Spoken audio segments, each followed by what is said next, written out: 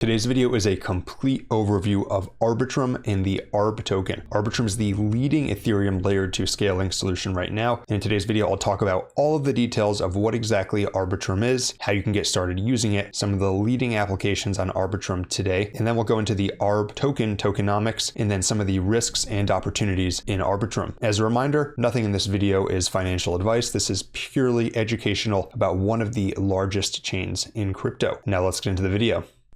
First, high level, what exactly Arbitrum is, and I've covered Arbitrum dozens of times on this channel. However, this video will be a broad overview, and Arbitrum is a solution for scaling Ethereum.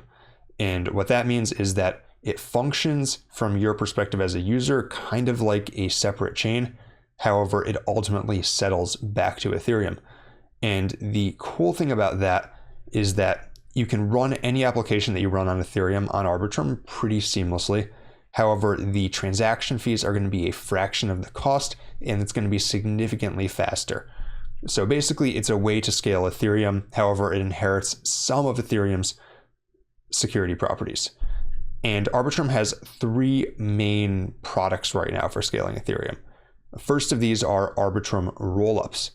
And basically, the way that those work, and it's really neat how rollups work, is you are paying fees on Arbitrum, a much smaller fee to use it. However, then what Arbitrum rollups do is they bundle those fees together, or bundle those transactions together to settle onto Ethereum. So actually, the more people that use it, the more people that are contributing to paying that Ethereum fee, allowing it to scale seamlessly.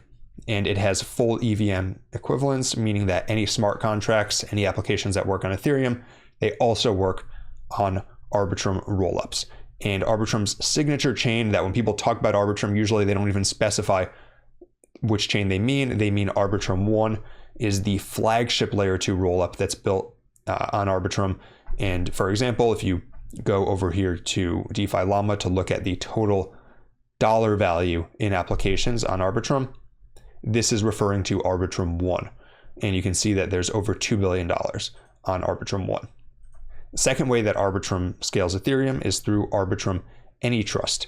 And basically, AnyTrust is designed for applications that have security needs while also needing ultra low costs. So things like games, things like social networks, Arbitrum AnyTrust is designed for. And their flagship AnyTrust chain is known as Arbitrum Nova. And so again, the cool thing about this is, again, it inherits some of Ethereum's security properties. However, it is significantly cheaper. And before it was discontinued, Reddit's community point system was actually built on Arbitrum Nova. And then they have a lot of other applications coming in the near future, including especially mini games. All right, and then the third solution for scaling Ethereum using Arbitrum is known as Arbitrum Orbit. And so this is cool. This is what's designed to take Arbitrum to the next level in terms of being a complete Ethereum scaling solution suite. There might be some applications that require so much throughput and so much customization that it doesn't make sense to run them on one of these other public chains that tons of applications are running on. And for applications that need that, they have the option of doing Arbitrum Orbit. And basically what these are layer 3s. So Ethereum is the base layer for computation.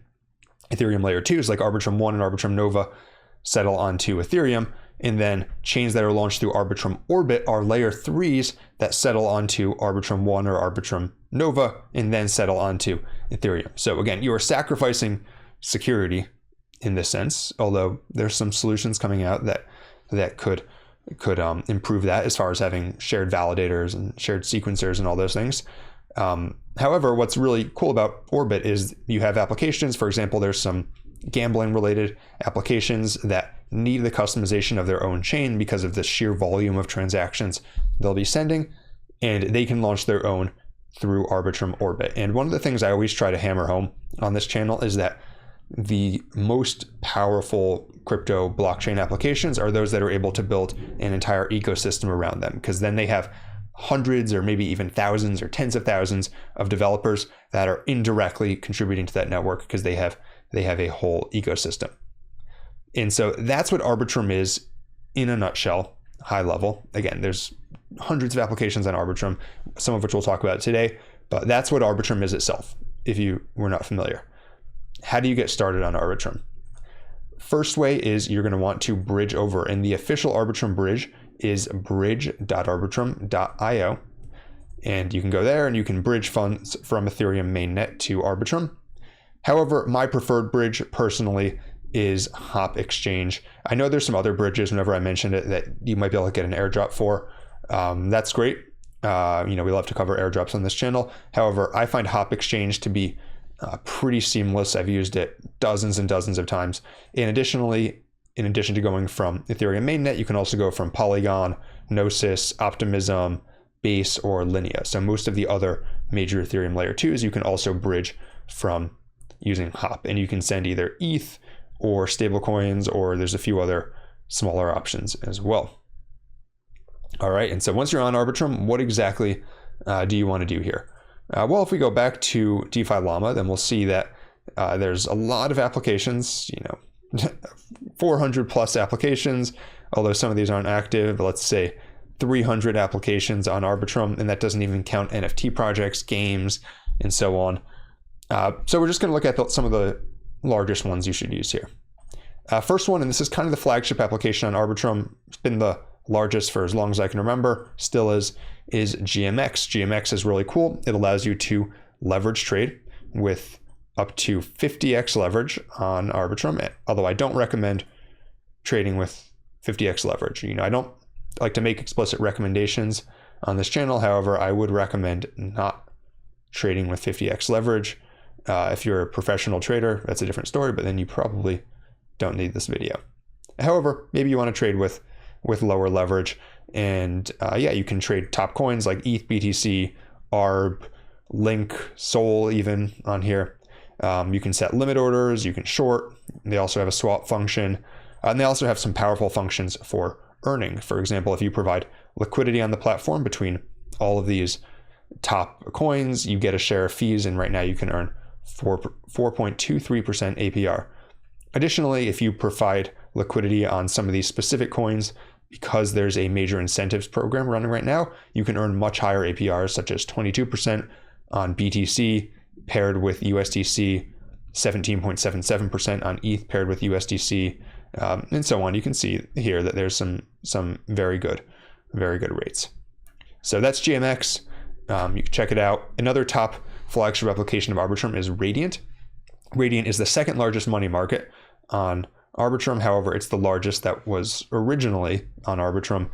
And basically, Radiant is building an omni-chain money market, idea being that you'll be able to earn interest and borrow assets seamlessly across different chains. However, their initial deployment was on Arbitrum. So that's where they have most of their liquidity right now. And this basically allows you to either lend out assets like ETH, USDC, USDT, and you can actually earn Radiant incentives here, or you can stake those assets as collateral and then you can borrow. And one useful thing about this is you can see that you get RDNT tokens for borrowing. So for some of these, it helps to offset some of the interest that you would be paying. If you prefer to just swap tokens trade, Uniswap is on Arbitrum, so they're the largest DEX. The largest DEX on Arbitrum that was originally on Arbitrum, we call it Arbitrum native DEX, is Camelot, website camelot.exchange. And so if you're looking for smaller Arbitrum native tokens, you'll probably find those on Camelot. Camelot has lots of small tokens. Their token's Grail, but you can see tons and tons of small Arbitrum tokens, or even medium-sized ones. They have a lot of their liquidity on Camelot. Camelot also has functions for earning. For example, if you go to their Nitro section, then you can see here they have an incentives program running right now. We'll talk more about some of these incentives in a second, but you can see GMX and ETH, you can earn almost 28%. ARB ETH, you can earn over 50%, et cetera, et cetera. These rates probably won't last forever because, if 80% was going to last forever, we'd all be rich. But if you're holding ETH and USDC anyways, then perhaps that appeals to you. Again, this is kind of temporarily boosted by some incentives and high volume. Yeah, and that's the most those are the applications on Arbitrum that I would highlight, focusing on DeFi applications because this is a DeFi channel. There are some cool games like Treasure DAO as well. But that's where I'd get started, and then I would go through this DeFi Llama list if you were gonna dive in a bit more. Something else you might consider is that recently there was a proposal that was approved for an Arbitrum short-term incentives program. And basically what this does is it distributes ARB tokens. They're distributing around 50 million ARB tokens total to different protocols to use for incentives. And that's why you see some things like these crazy GMX rates, right? That's them. You see they have a base APR, then a bonus APR, and the bonus APR is coming from these incentives. Similarly, there's a way through RDNT right now to get or through Radiant to get boosted Arbitrum incentives. And then on Camelot, that's why these Nitro pools, you see a little Arbitrum logo here, and you can see the Nitro ARB APR on this pool comprises about half of it. So that's why you're able to get such crazy rates. It's because they're distributing these ARB tokens. And again, those won't last forever, but while they're there, if you are interested in this ecosystem, why not take advantage of it? And I'll link this report from the Arbitrum Foundation forum that has details on all of these programs in the description. That's the Arbitrum ecosystem. Now let's talk more about the ARB token itself. First, to look at the high-level tokenomics, the current Arbitrum price is around $1.01. And if you look at its price history, it was launched less than a year ago. It's basically been kind of ranging ever since it was created, right? It was trading around $1.30, $1.20 shortly after launch, pumped, and then basically ranged between $1.30 and 70 cents since launch. So nothing too crazy. And I suspect part of the reason for that is that it has a relatively low circulating supply compared to the total supply. Current circulating supply is 1.275 billion ARB tokens compared to 10 billion total. And if we go over to token unlocks to look at the distribution schedule of that, then we can see that there is a major cliff unlock coming in March of this year, in which case the amount of tokens being in circulation will almost double. About 87% of the current circulating supply will come into circulation in March. Now, keep in mind, there is such a thing as a bullish unlock where sometimes these tokens will unlock, and if people don't sell them, the price will do well. However, I would expect some major volatility, if not price dumping, going into that unlock, because that is just a massive dollar amount that's being unlocked, right? Probably close to $1 billion being unlocked at current prices.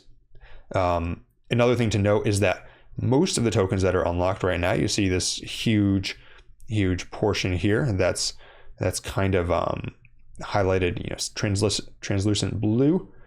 That is actually not locked, but it's not in circulation. Those are basically things in the Arbitrum DAO treasury that have not yet been allocated. And so the thing with that is these would have to be voted to go into circulation by governance. For example, those ones that are being used for these short-term incentives would fall into that pool. But you do have to be careful because someday, presumably, they're probably not going to burn those tokens. They'll be used for something, and hopefully they're used to further the long-term growth of the ecosystem. However, you as someone who's buying ARB today, there could be some dilution in the future. That being said, in the meantime doesn't mean the token couldn't do well. All right, and so what exactly is the use case of the ARB token? Well, right now it's used for governance. The goal is to decentralize Arbitrum over time. And so the first step in that is they are creating the Arbitrum DAO. And the idea is that eventually these Arbitrum DAOs will have full control, governance over everything in the Arbitrum ecosystem. So that could include protocol upgrades, funds allocation, and election of a security council who can perform emergency upgrades, and potentially more in the future. Note that although Arbitrum collects a lot of fees, right now the ARB token holders don't have any claim on those fees, although in theory, governance could change that. They did, however, recently debate a proposal that would create an inflationary staking incentive for staking ARB to slowly release some of those treasury tokens to ARB stakers to incentivize them to lock up and make sure they get their share of inflation. So there's a possibility that that is coming in the future. All right. And so finally, let's talk about some of the risks and opportunities of Arbitrum. First of these is the opportunities. And I would say the main opportunity is simply that Arbitrum is one of the largest DeFi ecosystems in crypto. It's the largest Ethereum scaling solution, and it's larger than most individual layer ones. And because it's so big, it has a pretty strong network effect already. If you were looking to launch an Ethereum application on a layer 2, then you'd probably take a strong look at Arbitrum simply because it already has hundreds of applications on it. It already has billions of dollars in its ecosystem. Similarly, it has large numbers of stablecoins, it has strong volume. So all of those things go together to attract more developers to deploy on Arbitrum. I also think that Arbitrum orbit is a major opportunity because then you get the potential of having multiple chains that are being built and all settling onto Arbitrum, just increasing the value of the Arbitrum ecosystem and potentially the ARB token as well, if they're able to translate that to value accrual eventually. Now, the other thing is if Arbitrum continues to gain usage, then eventually that will translate back into fees as well. And you can see right now over the past 24 hours, Arbitrum has collected $200,000 of fees, of which over $40,000 of that was realized as revenue. Another opportunity is this short-term incentives program I mentioned before.